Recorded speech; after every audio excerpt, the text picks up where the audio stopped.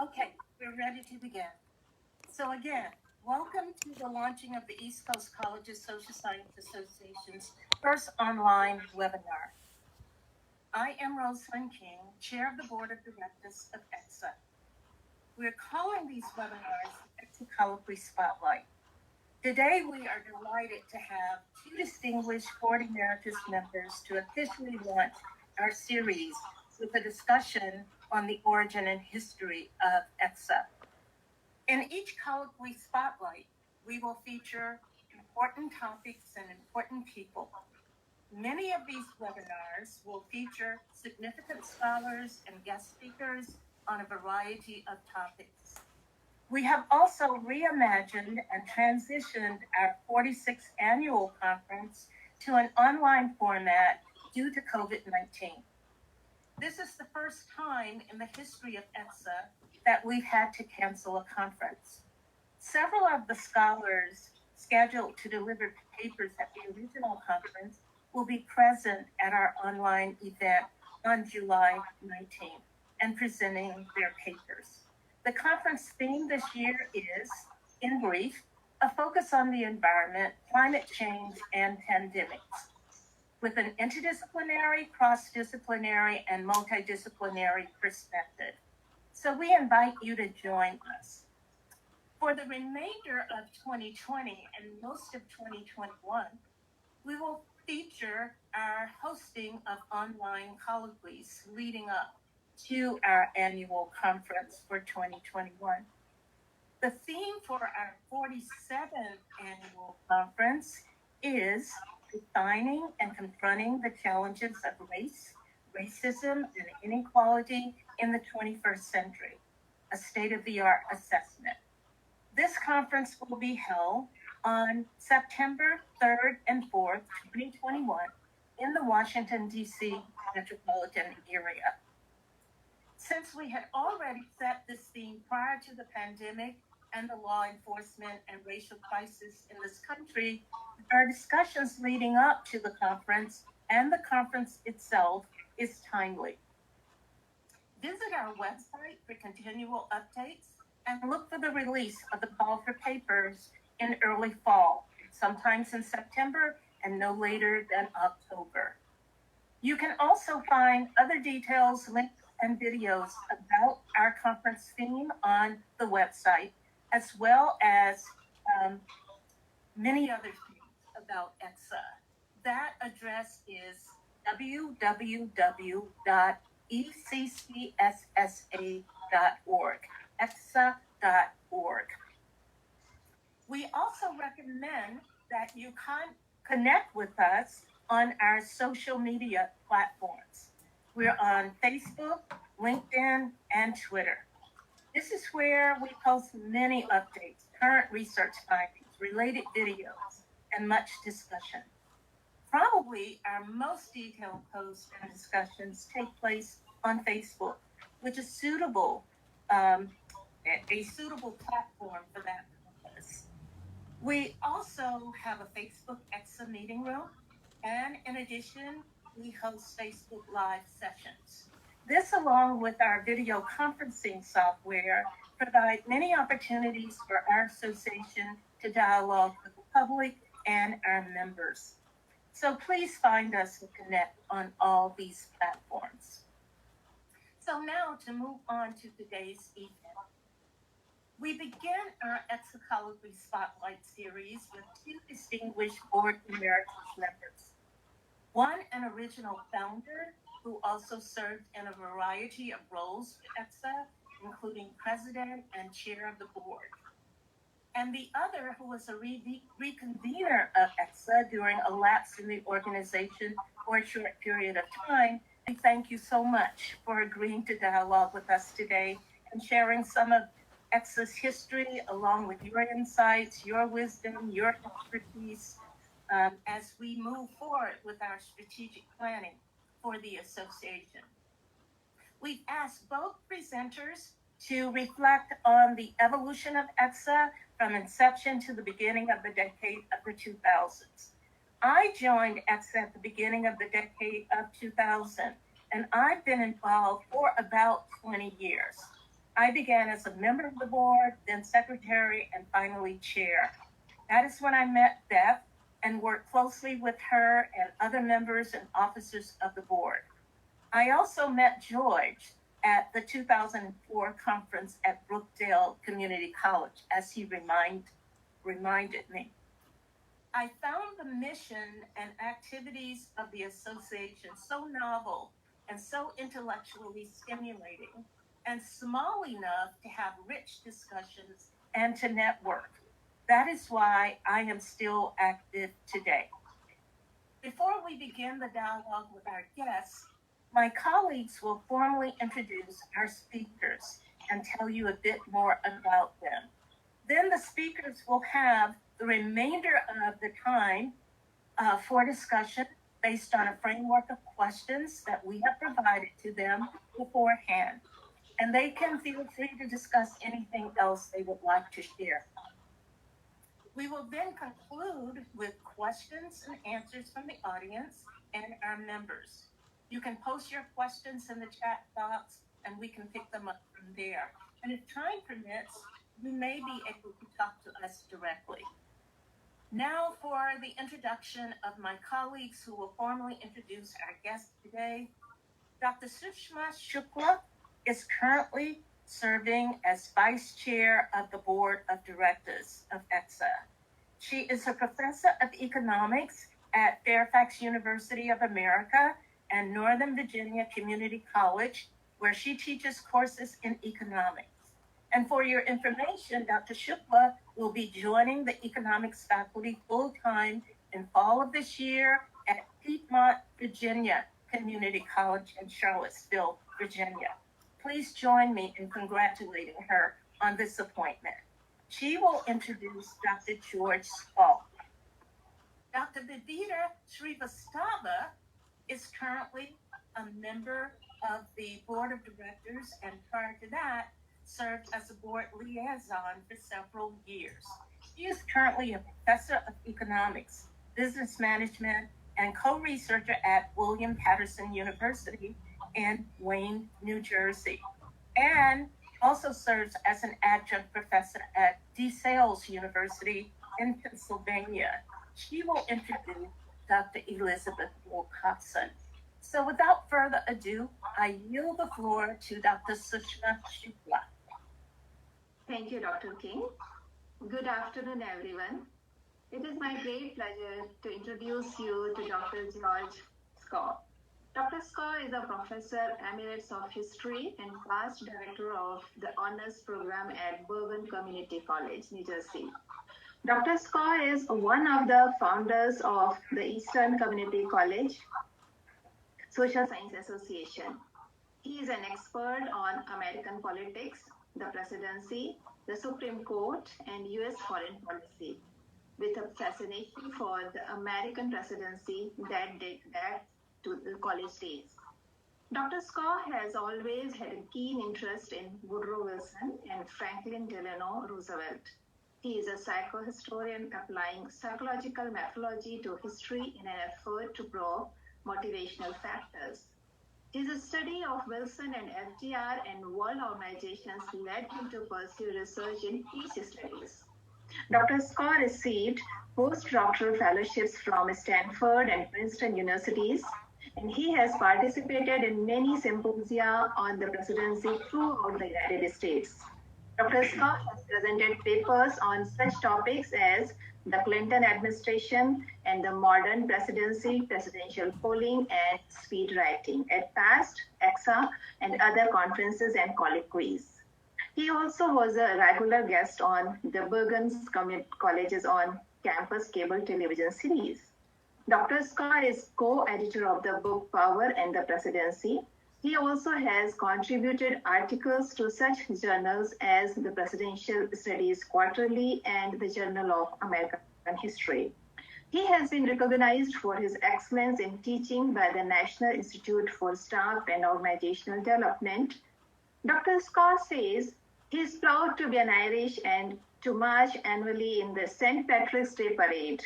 He also is a sports enthusiast who completed the New York City Marathon. Dr. Skau holds a bachelor's degree in history from Manhattan College, a master's degree in history from Niagara University, and a doctorate from St. John's University. Dr. Skau, it is an honor to have you in ECCSSA's first online Colloquy Spotlight webinar. Now, Dr. Babita Srivastav, you have the floor now.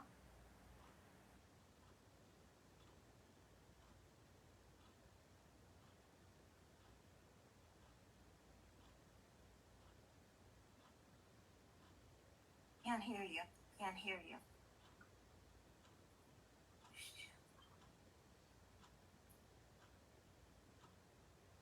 You need to unmute.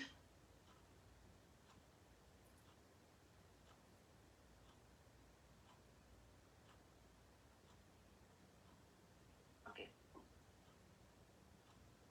Good afternoon, everyone. It's my great pleasure to introduce Dr. Beth. Beth earned a PhD in modern European history from Boston College and spent most of her career at Northern Essex Community College, Harhill.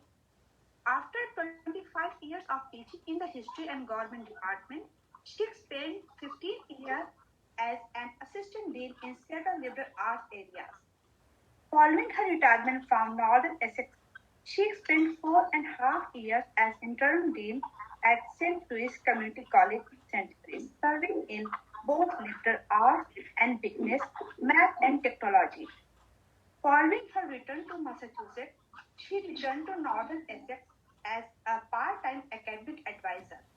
She has been associated with ECCSSA since the 1990s, serving as a board member, board chair, conference organizer, and conference panelist.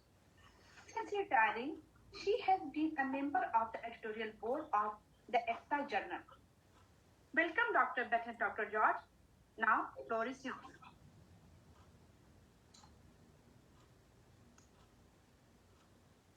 Are we ready to start?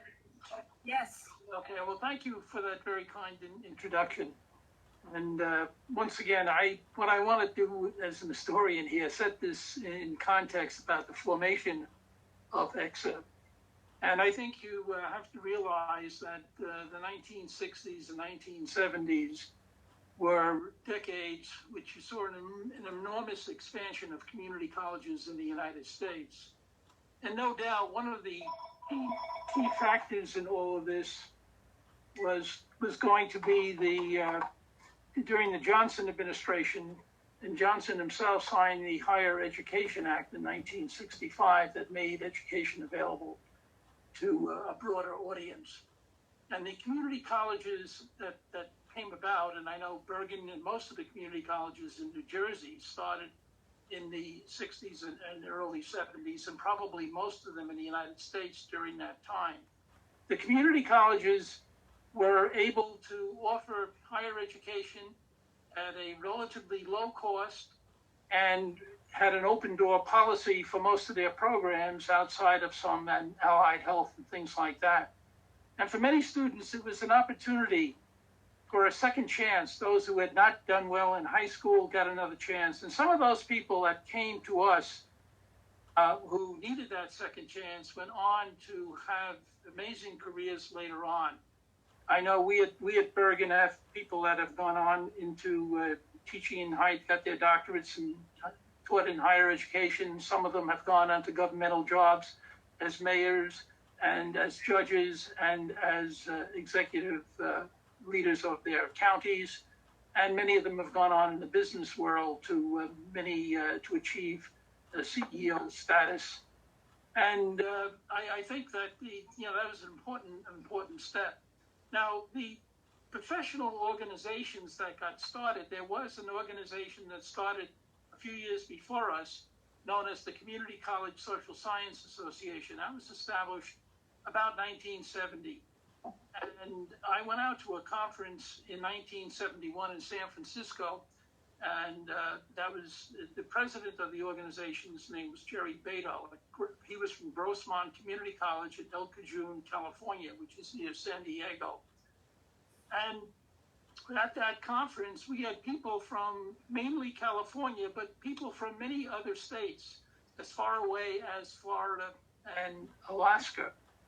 There was a subsequent conference that was held in 1972 in Los Angeles, and another conference held in Chicago. And it was at these conferences that I met people from the East, David Levin in particular, and Marge Mayberry. They were, Levin was a chair of the history department and social sciences at Mercer Community College, and Marge was from a community college in Pennsylvania. And that was really the beginning of our conversations, was to maybe do something in the East, because we realized that the community colleges in the East would not be able to send any number of people to conferences in the West Coast or even in the central part of the United States. And so we conducted discussions and then had meetings and invited people to come from many of the community colleges, not only in New Jersey, but also from the greater metropolitan area and from adjoining states as well. We set up a steering committee, and we had an organizational meeting in the spring of 1974 and agreed that, so that's the beginning of ECCSSA. The first organizational meeting was held, as I say, in the spring of 74. And we arranged to have our first meeting at the Nassau Inn in historic Princeton, New Jersey. And we were going to invite as a keynote speaker, one of the Princeton faculty members. And we had a very successful conference at Princeton. We were going to have over 300 people in attendance. And we were successful in spreading the good word of what community college was all about. Now, we were interested both in substantive subject programs as well as in methodology and in audio visuals and the whole span and interdisciplinary studies. We arranged to have a joint conference with the Community College Social Science Association, headed by Jerry Beto, in November of that same year. And we did meet there, and there were over 500 people that attended that conference. However, a problem arose over the collection of the registration fees, and that it wasn't really solved favorably to the deposition of the people in ECCSSA. So we decided to go our own way and not be a subsection of the national group, the Community College Social Science Association. And then we would establish meetings each year, and these worked out rather successfully, particularly in the early days of our meetings. We held them mainly, of course, in the eastern part of the United States. I happened to chair a meeting in Pittsburgh, Pennsylvania, and we had over 170 people in attendance from 17 states, from Florida to Minnesota. And we had the cooperation of a lot of people from four-year colleges, Michael Weber and Peter Stearns of Carnegie Mellon, Sam Hayes from the University of Pittsburgh. So we did have participation early on from many of the people in the four-year colleges and universities. And we also initiated a panel discussion by community college presidents, which we would keep on an annual basis. And with the early meetings, the next meeting after that in 78 was held at Grossinger's in the Catskills. We had about 200 people in attendance at that meeting. And then we had a one-day conference in Waterbury, Connecticut. We met the following year in 79 in Philadelphia. And, the meetings were, well attended, usually by close to, if not over 200 attendees. And we also were going to go into New England, and by 82, meeting in Providence, Rhode Island. And in 83, we would meet in Williamsburg, Virginia, very historic place to be, and it was a very successful conference. And in 84, we met in Atlantic City, one day after a hurricane-like storm hit the city. There are a few things about our involvement that are worth noting. that we got initiated, and many of those things continued for 3 years. We had the President's Forum, where presidents of community colleges would interact with one another at our conferences. We would have discipline caucuses that were established, where people from various disciplines in the social sciences, such as history, political science, sociology, psychology, etc., would meet in groups and discuss things that were going to be important to them. I might also point out, and I should mention, one of the reasons that we decided to move in the association was that many of the national large professional organizations did not give initially very much attention to community colleges, like the American Historical Association, Political Science Association. So we thought, and this was a great convening factor for the community college faculty members, and we were very, very happy to invite some of the people from the four-year colleges as well. We established a newsletter that continued pretty much on an annual basis, or a semi-annual basis, actually. And then we had an annual student award for academic excellence in the social sciences. The students were awarded a plaque and a savings bond. We also established in 1980 the ECCSSA Distinguished Service Award, and that was awarded to people that had given outstanding service to ECCSSA. And these were, some of the things that we took pride in, and we had a great deal of cooperation from, a large group of people. The ECCSSA Journal was established in '86, and Frank Cavioli's 10-year history is outstanding. If you ever get a chance, read it in the ECCSSA Journal. Institutional memberships were also helpful, where we got institutions to make contributions, and in those days, I guess money was more available, and we got over 20 institutions to make contributions on an annual basis to ECCSSA. Women also played a very important leadership role in ECCSSA, going back to the early days. I mentioned Marge Mayberry, Eva Hertzfeld from Connecticut, Judith Walter from New York Technical, Sarah White from Sergeant Reynolds in Virginia, and Mary Louise Glenn from Toledo, Ohio, and Mary Lou Hagner from Brookdale Community College in New Jersey. And of course, Beth herself would be a prime example of an outstanding woman educator that would be joining forces with us. The participation of the four-year colleges and universities was going to be continuous, and we had people from places like Lehigh University, that was Joe Dowling, and also when Princeton established under Ted Rabb a mid-career fellowship program, we had many people that were, and that was designed for community college faculty members. We had many people that were associated with ECCSSA that were going to be joining us. I should point out one other thing, that an offshoot of ECCSSA was the formation of the Community College Humanities Association, and one of the active members in ECCSSA became its first president, Don Schmeltikov. Schmeltikov had a very successful academic career at Union College, and he went on, later became a high-ranking administrator at Baylor University, reaching the rank of, I think it was either provost or academic vice president. So I've given you a lot of information on the early days in ECCSSA, and I'm going to turn things over to Beth now and let her, because she came in by the 90s and was playing a very activist role and would become a distinguished faculty member for ECCSSA. Beth? Thank you. Actually, my very first conference, I realized, was the one-day conference in Connecticut in 1978.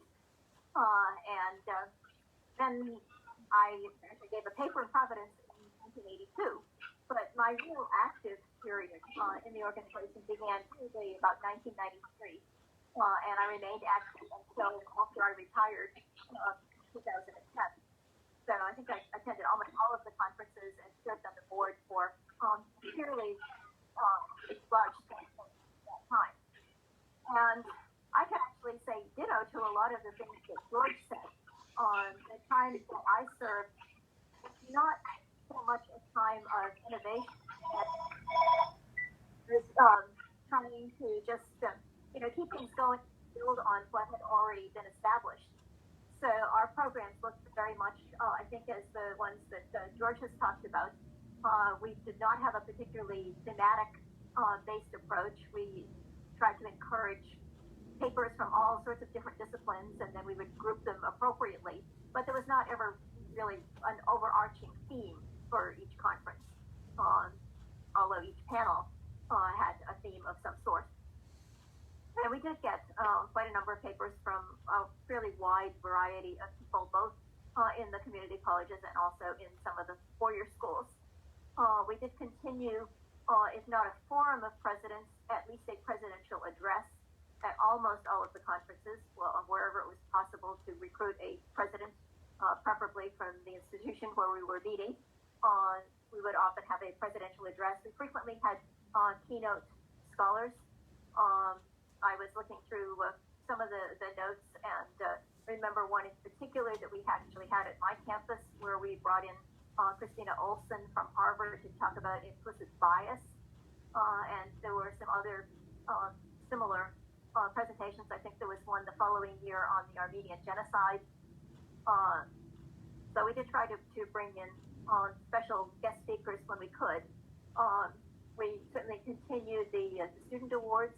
And it was always a pleasure to have students come to the conference to receive their awards because it gave us a direct connection with excellence in student achievement. The journal, under John Templin's leadership, was a major piece of what we did. Also the newsletters. A couple of things that we struggled with in that period in the 90s and early 2000s. We struggled with attendance, I would have to confess. I think as community colleges had less and less money to send people off to conferences, it was harder for people to attend. And so each time we would, struggle over how many people are going to come, can we make ends meet, how much should we charge? And we also went back and forth between campuses where they were available, and occasionally we had meetings in hotels. I know in Wilmington, Delaware in 2000, we met in a hotel rather than on a campus. And when we were in a city, we would sometimes include as part of the program a tour of the city as one of the activities. I think we did that on several occasions. As we were trying to make ends meet, we went back to doing something that I think I read in Frank's notes had been done earlier, and that is to invite publishers to come in and to display their materials and hopefully to pay for a breakfast or a lunch. So that was one way that we helped to finance some of the conferences. We always had a limited budget, so it was a challenge to try to figure out how to finance our conferences. As George said, we did for a while have institutional memberships, which helped. But then colleges became more reluctant to allocate money for institutional memberships. We did life memberships for members of the organization, and that brought in some revenue, but finances were always a struggle. A second struggle, which I think is probably still ongoing, was recruiting and keeping active board members. I can remember fairly lively discussions about, well, if somebody doesn't come to X number of meetings, should we kick them off of the board? What do we do with that? Because we didn't want people just using board membership as a way to enhance their resume. We really wanted active participation. Those are some of the things I think that we dealt with during the time that I was board chair and most active in the organization. It was at that time, as Rosalind mentioned, that she joined us, and we began to really struggle with how to make this more a more active organization for more people. I think when we first started out, there were a lot of us that were historians. Now it sounds like we have a lot of economists, and we have broadened certainly the last conference that I went to in Buffalo in 2011, we had presentations, in one case by a philosopher, more of an interdisciplinary approach than perhaps we had exercised in the past, where panels tended often to be focused either on history or political science or economics. But but not so much interdisciplinary. And I think that has been a move in a good direction over the last few years. So I think that sort of summarizes the period that I was most actively involved. But we'd be happy to have questions from any of you. Okay, thank you.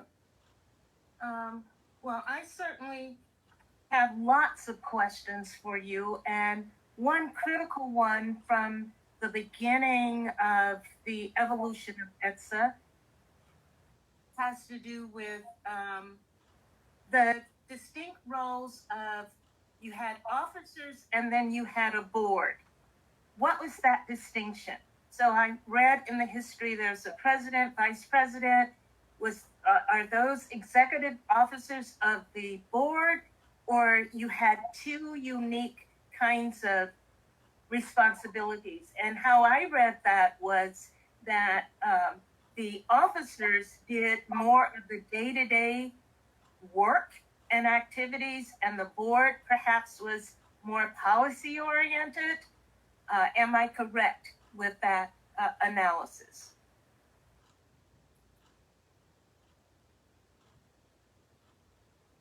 Oh, I'm sorry. You're muted, George. Let me unmute you. Okay. All right. All right. Yeah, I think you're correct in your analysis there. We had the officers, and they did play an important role, but the board was really going to be the policy-making body of the organization. And that was going to mean that, David Levin was the president of the organization, and he became the first chair of what we call the Board of Trustees. That was eventually changed the name to the Executive Board. But the board was the policy-making organization of the group, and the officers were going to play an important role in not only in the organization, but in trying to secure more members from their institutions and neighboring institutions in their area. So there was a lot of networking that took place, and that was the only way we were going to be successful. And of course, it was very important anytime we went to a different site that we had a lot of local support. So we would contact the community colleges in the locale where the conference was going to be held, try and talk up ECCSSA, and to get some key people at those community colleges who would bring out attendees at our conferences. And in general, we were fairly successful in doing that.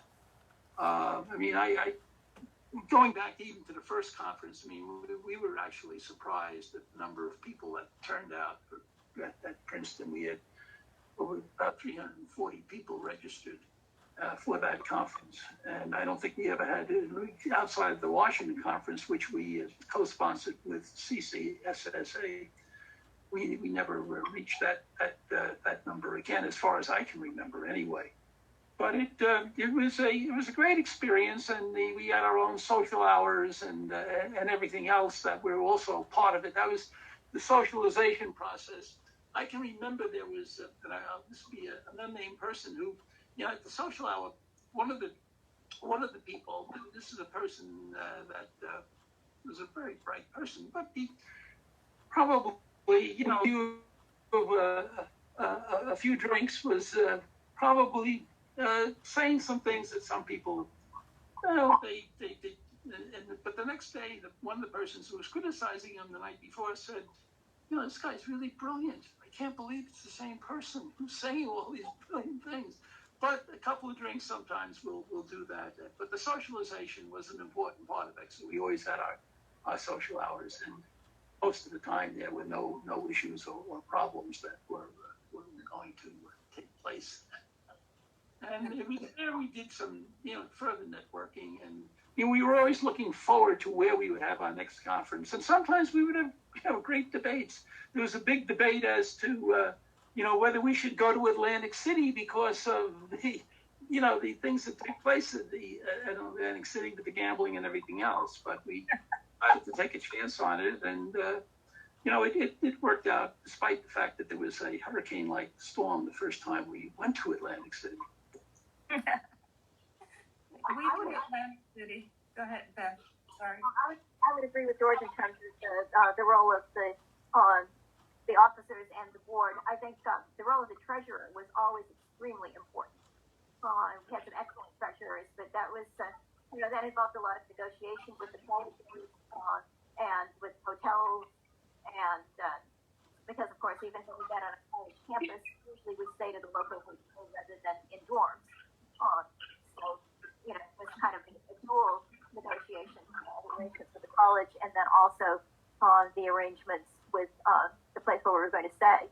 So I think the treasurers played a very, very critical role. But I would agree that the board was generally the policy setting group. Okay. And we don't have that distinction today. So our board is the core group, and the officers, we all, are involved in the day-to-day activities of the association. Perhaps we'll get large again like that and can have that kind of structure, but right now we don't. And we're struggling to keep board members and trying to grow the board to the original 11 members as outlined in the bylaws. So that is a real challenge. And we have 2 applications now. We put out the call for board members. We're encouraging people to look at that and consider serving. It's a wonderful opportunity for growth and leadership. I can't say enough about that and how I have grown. And if you are sort of not recognized in your institutions, it's a wonderful way to find certainty about yourself. And that's one of the things that ECCSSA has helped me with a great deal in terms of getting some visibility, getting some recognition, and doing scholarly work. And so I can't say enough about what ECCSSA can bring to the table for many people who, if they would associate with us, there are many opportunities. The sky is the limit in terms of what you can learn and what you can do here in our association. So I had some other questions that we really wanted you to help us think through. Another is, how did you collaborate with other organizations to promote ECCSSA? And I would have to say that is something that we did not do very effectively during my time on the board. In fact, I think one of the things that probably helped to diminish our membership was the growing number of other organizations that that emerged during that time period that sort of pulled people away. You only had enough money to go to one conference. Which one were you going to choose to go to? Just looking at my own history, some of the conferences that I missed were missed because I was at other conferences and we didn't have funding for more than one. So I would say that we probably were not very effective during that time in interfacing with other organizations. It sounds like in George's tenure, did a better job of that, perhaps. okay. And George, let me unmute you. Okay, go ahead, George. All right. As I mentioned, the Community College Humanities Association really grew out of ECCSSA. There were people in the humanities areas that were not in the social sciences that wanted to form an organization. And Don Schmeltikoff, who had been one of the early founders of ECCSSA, worked with them, and they made him the first president of the Community College Historical Association. And the person who spearheaded that in later years was David Berry from Essex Community College in Newark. And I believe they're still going. I was a member of that organization for a while, but I have lost track of the people that are continuing today. I also have to point out that one of the things that happens, particularly as I've been retired for a long time now, retired from full-time teaching in '02. I continued to teach as professor emeritus until a few years ago. But people, once they retire, you try to hand the baton on, and to some extent, some people are successful in doing that. I know at our institution at Bergen, I had some people who I brought into the organization, like Tony Beninati. He became secretary and got Distinguished Service Award from ECCSSA, and I probably brought a total of at least 20 or more people from Bergen Community College at various times into our annual conferences. And I think that we did try to cooperate. And I think what has happened also, the larger national professional organizations have now focused more attention on community colleges, because half of the first and second year students in college go to community colleges. So they have given much more attention to that. And so they will even have, people from the community colleges playing a role at the American Historical Association and other national organizations like that. Yeah, I think also some of the national organizations now have regional conferences too, which is also a sort of competing factor. Yeah, and that is one of the reasons that we decided to change our focus in the way that we were doing conferences as well, because we were competing with all of these conferences that have the same kind of model. And I had the opportunity of going to the Oxford Roundtable a couple of times, and I really liked their structure. And I brought that back to the board, and at a critical time when we were having a drop in our attendance at conferences, and the funds were not available for faculty to travel. And that's when we decided to change our format, which people love when they come now, because they don't get to experience that kind of format often. And then we also had to actually shape behavior with that format, because so many faculty are used to going to conferences and selecting whatever they want to do and then skipping out on everything else. When we were asking people, this is small, we've limited this to a few people, and we ask that you stay for the entire duration. You can't just come and make your presentation and leave. When we first started that model, we did have several people who would just come at the time of their presentation, make it, leave, and never come back. And so that was a hard kind of task to get people to understand this new format. But now people are beginning to understand that, and some immediately said, oh, I like this much better. I can get to hear everybody. I can have discussion about the topic and their research right after they finish that. And we also dialogue at dinner to continue the conversation. So we're excited about this new format, and we're one of the few organizations that's doing that. I don't know anybody else outside of the Oxford Roundtable in America that's doing what we're trying to do. And so we are excited about that, and we're constantly trying to tweak that and to make it better and better. And I think it's finally catching on. But my other question to you is,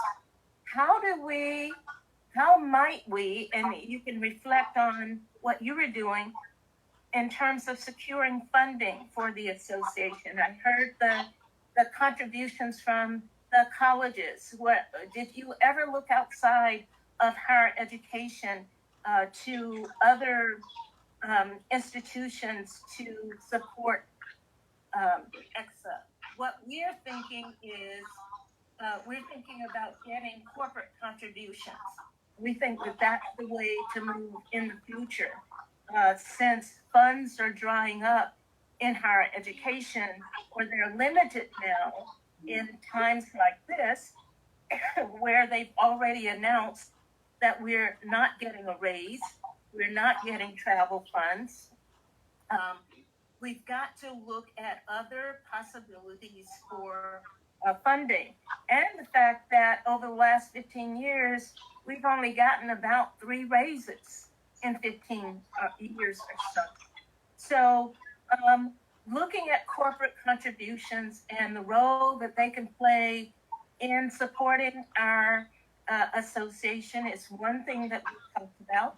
Making strategic alliances with corporations or a corporation or a company that can support us by our also giving that person or a significant representative from that organization an honorary chair position on our board, which we have done with Pan Open and Brian Jacobs, who served on our board for a year and now has moved on as a board chair. Hopefully, at some point, will support us in some way. So those are the things that we're thinking about in terms of how we can secure other funding to support the work of ETSA. And if we had some of that support, we could do so many other things. Right now, we are only relying on our conference registration fees for most of what we do, and then our donations. I'm constantly contributing to ETSA, and a few of our other board members do as well. But looking at the larger picture, how do we secure funding? How do we get a security for the association for a long time?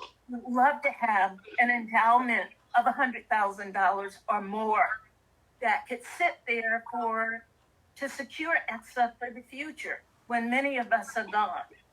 And we're struggling with that. The reason why we have all of these economists with this business sense on our board to help us think about how we can do that in the future. I have a question about that. Sorry, go ahead. If you bring in people, I think, the idea of corporate support is wonderful. I just wonder if in any way it would limit the topics or the kind of conversation that you might have.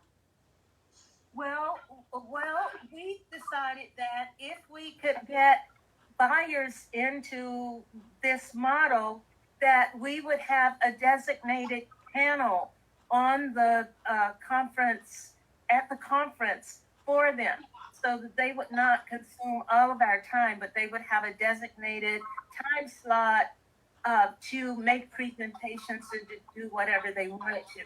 But we also have an option for them just to contribute to something, to faculty coming, to students coming, to our Friday dinner, networking dinner, or something else, a Saturday seminar, so that they don't necessarily have to be on our program. And so that's how we have crafted it so far. We also did a lot of the publisher tables, and that was helpful when we were having the plenary sessions, the concurrent sessions, and the larger conferences. It didn't serve us well when we started moving into the smaller round table. And publishers were willing to come, and they did come, but they were sitting a lot of the time by themselves.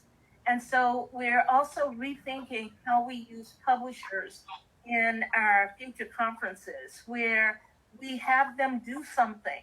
They come to tell us something, how to get published, or introduce one of their new products, or their online models, and actually participate in the conference on a panel to do some of that, rather than sitting at a table all day with book displays and having no other role.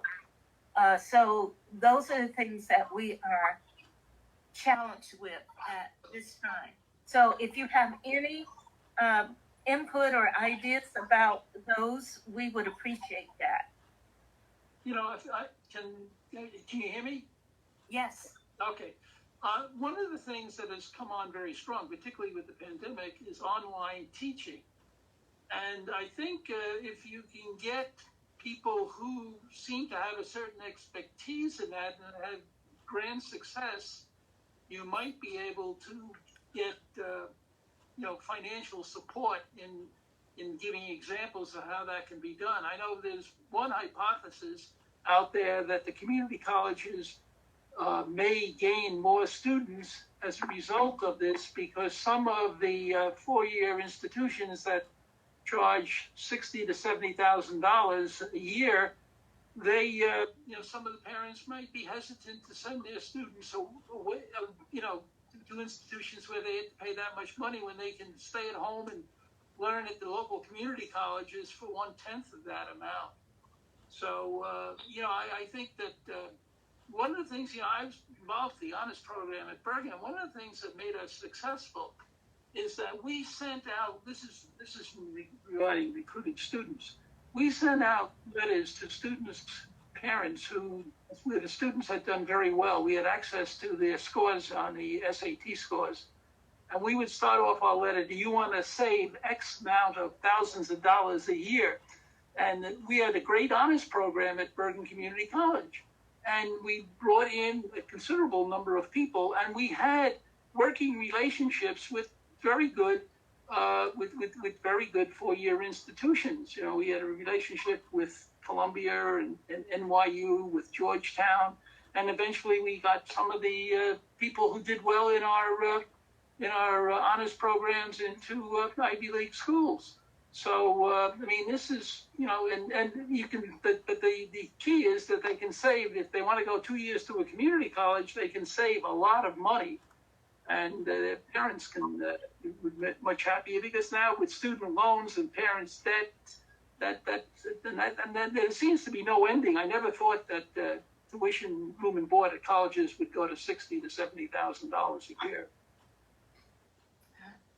Okay, yeah.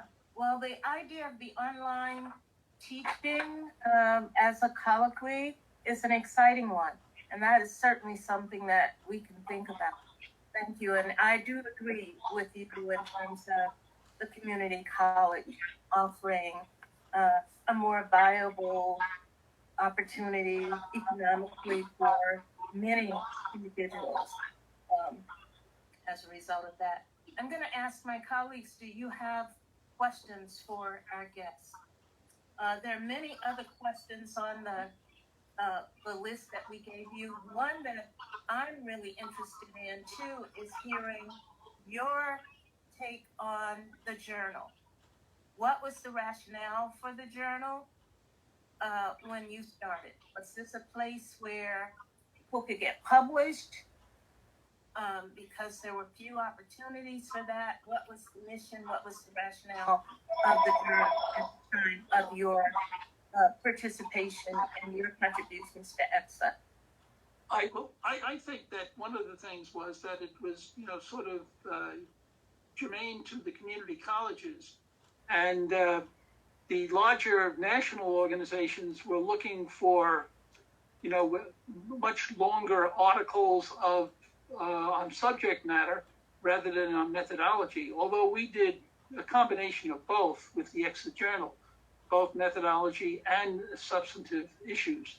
And, I think that we also felt it was a way to spread the news about ECCSSA, and we put a journal in the hands of, college administrators, showing them what we had done and encouraging them, the administrators, to give support to ECCSSA. And we were fairly successful, at least in the early years, in getting a substantial number of institutional memberships, and that was going to be helpful. And it gave the community college faculty an opportunity to publish too. So it served a number of purposes, and I think it worked well for all concerned. Okay. And correct me if I'm wrong, George, but it seems to me that we also had library subscriptions to the journal. You had subscriptions to the journal? I think we had library subscriptions to the journal as well. Yes, that's right. You're right. Yes. So Yes. help defray the cost of producing the journal. Right. And that's very problematic today because the libraries are not taking, they're doing the online databases now. So it's totally different. And we're printing less and less copies of the journal because we have many left unless we're giving them out complimentary. And then we're going to more posting the journal on our website. Because we are not able, we have applied to several databases. It's really difficult to get into those databases, but we found a way around that by creating tags in our journal, and the databases automatically pick them up from the internet. So that's what we're doing. And we're printing maybe less than 100 copies now of the journal. Because we don't have those subscriptions, and normally just our authors are purchasing the journal and paper copy. So those are the transitions that we're having to adjust to from, when you were doing this and when the journal had subscriptions and institutional membership, which paid for the journal. Now, after looking at many other associations and how they do it, we have asked our authors to just pay a small fee to help just pay with the cost of the production of the journal. We have to pay our design editor, we have to pay our copy editor, and then we have to get the journals printed and copyrighted for that matter, which is another fee. So I'll ask my colleagues, do you have questions? And then I'll look to see if the audience, our attendees, have any questions. Wait a minute. Okay. All right. So, Dr. Elizabeth and Dr. George, actually, you have answered all of our questions that we have prepared that we wanted to know. You all have already explained that very well. But I want to know what would you suggest us to make ECCSSA strength in future? How can we increase the influence of ECCSSA in Eastern Community College? Well, I would say that it's important to get somebody at an institution who is convinced of the importance of an organization like ECCSSA. And if that person can speak to their colleagues and talk up ECCSSA, I think that they might be successful in bringing people to conferences. I mean, this is what we did in the past. And hopefully that can still work. But you have to contact, key individuals. And I know that's not always easy to know who the key individuals are. But many times that's important to spread the word and trying to, give them some incentive to get more of their colleagues to come and stress the fact that, it's you're not dealing with thousands of people as the large national organizations are. You're dealing with a smaller group of people. You can get to know each other well, and you can have the socialization as well as the academic part of it. I think it worked well for us anyway. We had a great group of people at that time, and it worked well. We at times we would have our differences over some policies. But in general, I think it worked well, and there's no harm in trying, and you don't always succeed either. So don't give up hope. Yes, thank you so much, Dr. George. I have a question from one of our attendees, and actually he is an applicant for our board of directors, and so it's from Stanton Green. Stan, I'm going to unmute you, hopefully, so that you can talk to us, if I can figure out how to do that. But his question is, I guess, Stan, you may have to unmute yourself, but his question is, could you speak a little more about the relationship between community colleges, and four-year colleges. As change in education accelerates, I think this relationship is becoming more important, for example, in areas of diversity, access, affordability, and career preparation. That's his first question. And there's a second question. Should I hold that and let you answer that one first? Well, I think that, many in New Jersey at least, and I'm pretty sure this is probably true in other states too, there is more association now that we have relationships with the four-year state institutions anyway, for taking all of the credits earned at the community college at the four-year institutions. And once again, that is a result of, faculty and administrators working at both the community colleges and the four-year institutions, working out agreements. And, for the most part, it has worked out rather successfully. What I think one of the obstacles in the early days was that sometimes people who took a course at the community college were forced to take that course over again at a four-year college, even though the course was essentially the same. But some of the people at the four-year institutions used to feel that it wasn't exactly up to their standards, but however they were going to measure that. But I mean, most of those issues have been solved by taking the community college credits and putting them into the four-year colleges. And I think there's a good deal, as far as I can see, in New Jersey anyway, there's a good deal of association between the two-year and four-year state institutions. Private institutions, it may be a little bit more difficult, but even they are anxious to get the community college students. I mean, remember, we're educating half of the first 2 years of college students nationwide. So there's a big reservoir, and they're anxious to get the community college students. Working together will be to everyone's benefit in the long run. I think that your name change from the community colleges to the East Coast colleges also has should go a long way to making the four-year schools feel like they're part of the organization. But I think symbolically, even though there was certainly some involved earlier, that symbolically it was an important decision that we made. Okay. So Stan is now unmuted, and I will allow him to ask his or participate in any way he wishes to. And Stan, do you have any further questions on that particular, or any comments on that particular question? Yes, thanks very much. I'm pleased to hear George say it's come a long way between schools and community colleges. I've been working on that issue for decades, actually. It's always a battle, and it's not the community colleges generally. It's just often the 4 years. I've worked in both public and private schools.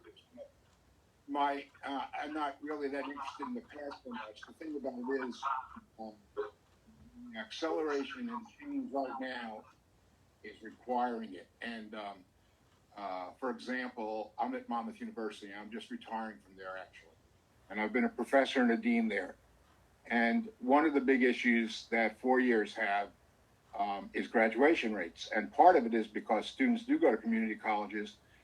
And even though some of their credits are transferred, not all of them are, and it's often not a good match, in terms of curriculum and majors and all that. So I think that's an area that really needs some really good faith connections. And the student debt is outrageous. And I know it's a hypothesis that students are going to go to community colleges, but I think it's actually a reality. This coming fall, for example, Monmouth hasn't decided whether they're going online totally or going to be partly online or totally in-house. I think a lot of parents and a lot of students are considering, going to 2-year colleges, and for good reasons. And so there's going to be a lot of change And for the student's point of view, I think that connection between the 2-year and the 4-year schools is so important. And I think I'll speak for myself on my end. I think it's been not really very effectively dealt with. But also in terms of career preparation, that's another thing that at 4-year schools are just coming out of a haze in a sense. I don't think we've been very accountable in terms of preparing students for their careers and lives. I think community colleges are doing a much better job of that. So I think there's a lot to be learned and a lot to be gained by developing those connections. My second question, actually, which I can relate to it, so you don't have to read through it again, but has to do with that career connection as well. I think one of the things that, excuse me, my phone keeps ringing. There we go. One of the things that one might think about that's important is connecting with not necessarily only other academic institutions, but I think ECCSSA has an opportunity to connect with other professional organizations like the ones that do career mentoring, career counseling. I've gone to a bunch of those conferences, and there are very few academics there, and there are very few people from any college that deal with that kind of aspect of how do you prepare students for careers.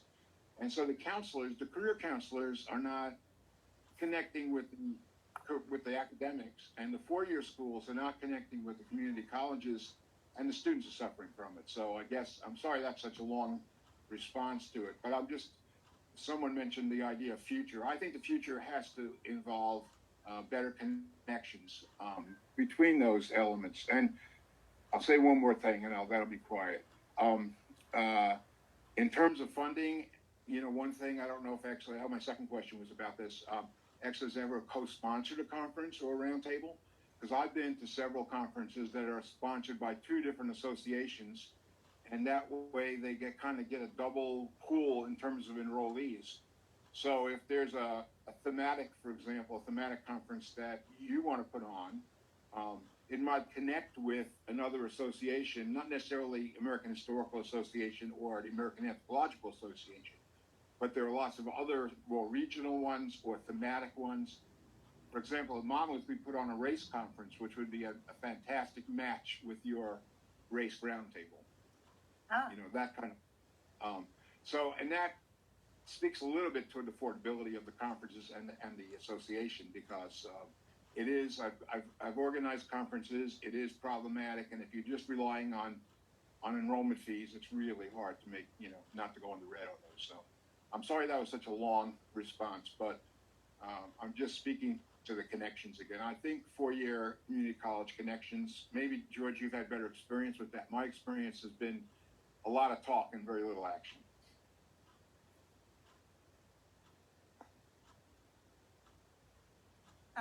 Okay, unmute you, George, sorry. Okay, in New Jersey, the community colleges dealt primarily with the 4-year state colleges. And for most of them, it worked out. It took time, it didn't happen overnight. It took years sometimes to work it out. And with the private institutions, there were more stumbling blocks that I think took place. But I know that there have been some 4-year private institutions that Bergen Community evidently has worked out agreements with. But the state, and I'm not saying even working it out with the state that it worked perfectly, but they didn't want to, the point is that they didn't want to see students penalized and forced to take courses over, which they really shouldn't have to do. I can remember myself now, when if somebody was questioning a course that I was teaching as being transferable, I would have to send a copy of my syllabus and all the requirements and all that sort of thing. And for the most part, I didn't have any problems because I required a lot of written work, and I was using standard textbooks that are used at the 4-year colleges as well. So, but these things have to be ironed out, and I think there is more to be done probably in the private sector that could be done. One thought in terms of just connecting to some of those other schools. A lot of part-time faculty teach at both community colleges and 4-year colleges, and if you can bring some of them into the organization, they may have a reach in 2 directions, which may be helpful. That's an excellent idea. And the idea of collaborating and doing co-sponsoring with another association. That is something that we have not talked about. We are bringing the four-year colleges in, so we transformed from Eastern Community College Social Science Association to East Coast Colleges Social Science Association. And as George indicated, there's always been that connection and that relationship between select faculty members at four-year schools and community colleges. Now we have bridged that gap, and that's working really well. We have lots of attendees from four-year colleges and universities, and many of them are actively writing papers and submitting to the journal. But we have not definitely made that other kind of collaboration, of that connection between two-year and four-year colleges. That's something that we have to work on. And I do like the idea of co-sponsoring with some other associations.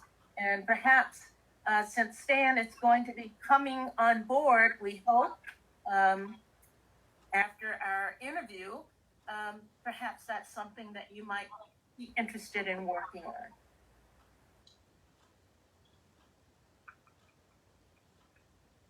So,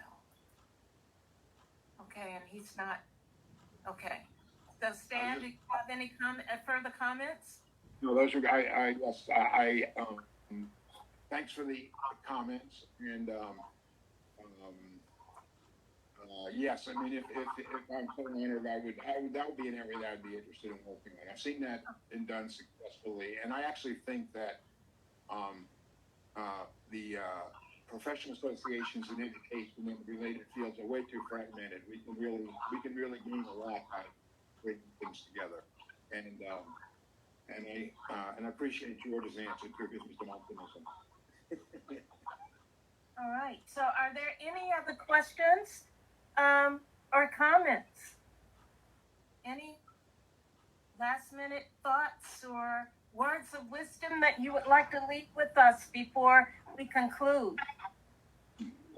I'll just say something to you, Rose. I think you're doing a fantastic job, and continue to do well. And I hope that you are able to bring more people into the organization and do some training for leadership, because it's important that the leadership of the organization is critical to its overall success. So plaudits to you, and just continue doing the great job you're doing. Thank you, George. I will do the best that I can. And I keep telling everybody, my colleagues will confirm. I always say that I'm not ECCSSA, but ECCSSA will not fall apart under my leadership if I have to do everything. Fortunately, I do have colleagues that support me, but we would love to have many more who join in this service that we're doing. It's been a lot of fun for me. I have thoroughly enjoyed my time with ECCSSA, and it gave me certainty when I didn't have that anywhere else, and an opportunity to grow. So I really appreciate those people who recruited me and introduced me to ECCSSA. It's been a great pleasure. I would agree with George. I think you guys are all doing a wonderful job adjusting to a lot of challenges that we certainly didn't have in our time, particularly all the media requirements. And so, I commend you for what you're doing, and thank you for the opportunity to reconnect with some of the other people in the organization. Thank you, Beth, because if you weren't around, Beth has been standing. She doesn't interfere, but she's kind of overlooking everything. And I feel so much better by her being there, because I can always call on her anytime I need her. And we really appreciate that, Beth. We really appreciate your patience, your mentoring, and just your support. You've always been there, and that means so much to us. So, okay, this has been a very rich and meaningful dialogue today. I thank you guys so much for your insights, taking the time to have conversation with us today. We've had a very rich discussion.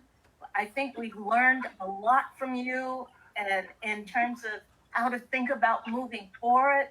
We've learned a lot about the importance of ECCSSA. And for me, it was important for my colleagues to hear this because they think I invented ECCSSA. And I keep saying that. These founders are still alive. There are people around, they're watching us. And nobody, I don't think that was sinking in until now, that they can actually see you and hear the importance of the association and how much you put into it. So we thank you for that strong foundation and legacy that you've left us. And we can only hope that we can live up to the high standards that you have set, as this organization evolves. I would also like to thank our audience. We had quite a few attendees listening.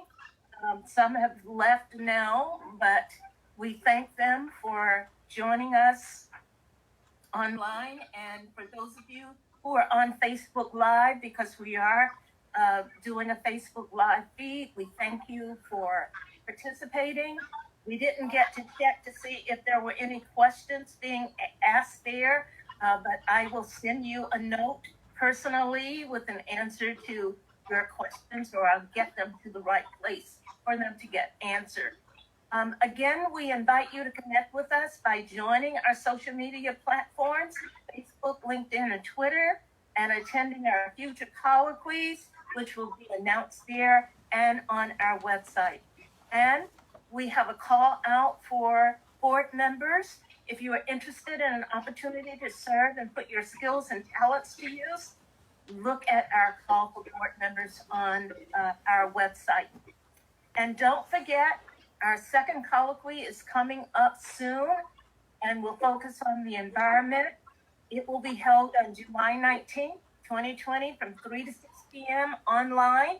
We have some informative presentations, which will include topics such as how to connect with millennials and beyond about climate change, creating an environmentally sustainable economy for economic growth, toxic pollution in India using policy, education, and green energy to increase air quality, and a focus on the environment and the human-environment interaction, issues awareness, responsibility, and more. So we hope you will join us for that colloquy. Again, thank you for joining us today. Stay safe and healthy, and we wish you all things good and beautiful. Take care, everyone. Thank you again, George, and thank you again, Beth. It was a delight. Thank you, Russell. Okay, take care. All right. Signing off now. Okay. Figure out how to do that.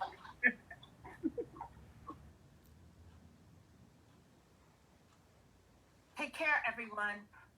You too.